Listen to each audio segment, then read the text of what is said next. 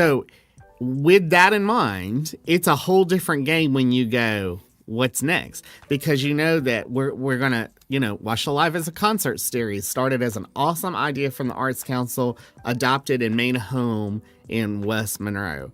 It has taken an enormous amount of effort, but you know what? We have someone really talented.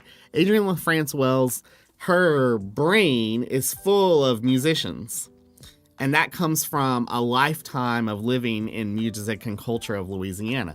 And so I don't want to speak for her, but I know that when she was attracted to the job of working in the city of West Monroe, it was because she was drawn by the energy of the mayor and what that team was already doing, the 1,000 little $100 wins. And then you put someone, and she's extraordinarily talented, and she's very engaged, and she never stops working all the time, and you have beautiful graphics on social media and an active voice all the time, and there's a list of people that want to play that venue now. And everybody knows it's the last Friday. We better be at Ouachita Live. And now they've one-upped it with grants and are bringing in mainstream blues musicians on a level that we haven't seen before. That's correct, yeah. It just keeps building. Now, the humbling thing about when things keep building is you're only as good as your last experience for the public. Right. So they don't necessarily reflect on all those things that came before. It's, oh, well, we went to the last one. It wasn't any good. Not that anybody would say that because it was amazing. But so you have to be conscious of how are we going to keep building it up one more time. And I'm always impressed with what they are able to do. Remember, this is not a city that has $100 million budget. Right. The city gets most of its money from sales tax, and they're not putting that into Revitalization Group. Right. Revitalization Group is self-sponsored and homegrown. In which, as you know, sales taxes year over year, I'm sure, is continuing to decline just because of the online shopping that's happening. But with the mayor bringing shop local back and really promoting that, I think that it's probably leveled off. We've got new businesses that are opening all the time, and being able to have that drive to be able to shop local is what my family believes in. Not say we give up on anything online, but if there's an opportunity to be able to get it local, we want to. That's right. If you're looking for a washer that fits us, you may not find it locally. It may be impossible. But if you're looking for kids' tennis shoes, there's probably 4 places. Right. If you're looking for a really cool interactive toy for a 4-year-old, there's probably 6 places that's local. You might not know that the chalkboard has engaging gifts and they're right there on Cypress Street. You might not know downtown in the back of 3 of those different storefronts there are toy shops, on and on. But you're right. It takes a conscious effort of constantly marketing. Hey, this is what it means when you shop local. This is what it means to have 67 cents of that dollar stay in your community instead of 12. And it doesn't mean that you can't shop at Walmart. Right. It means that you stayed off Amazon. It means that you stayed off of the only web-based products.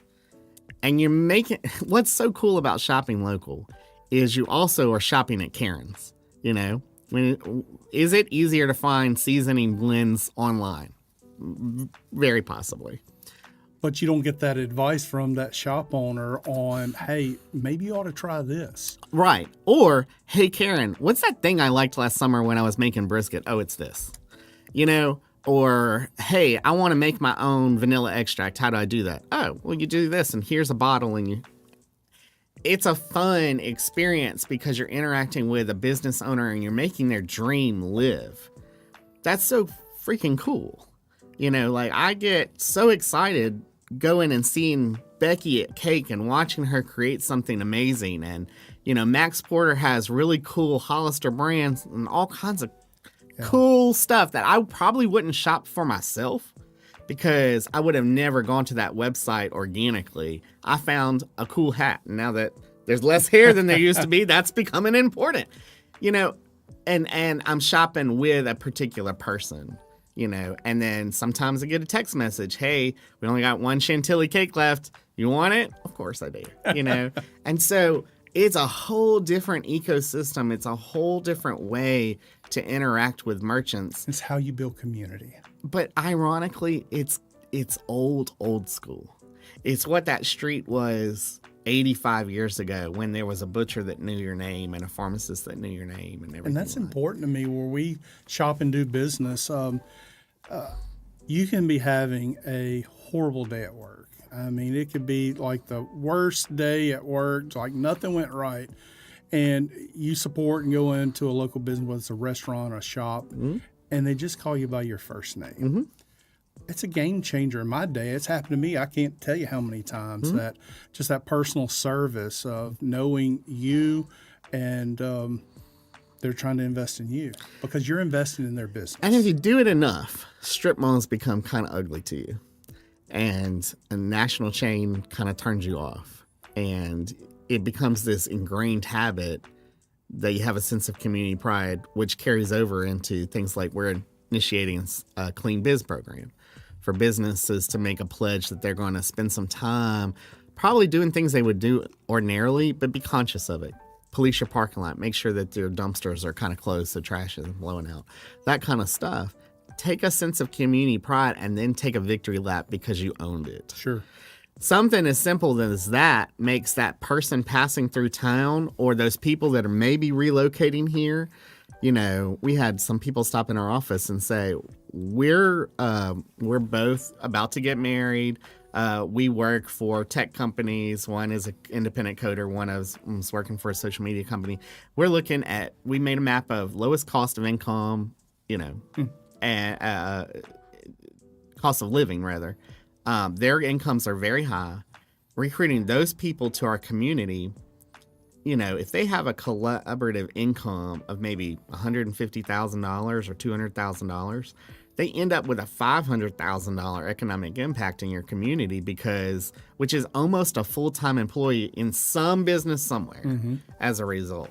So I think we have to start thinking about our community in a whole different way. And that sense of pride in you shopping local and taking ownership, picking up that wrapper in the parking lot totally matters to somebody's job. It definitely does. And it matters to who we can keep in this community. You mentioned about Roy's energy that he brings to things.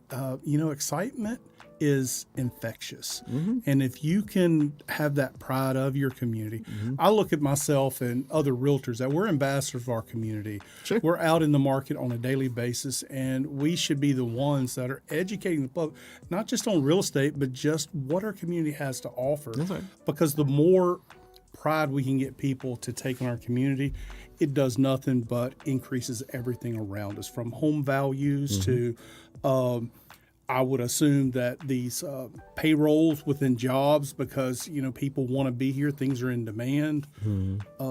I think our community, I know our community has a lot to offer, and I want to tirelessly work to try to make sure the message gets out about our community.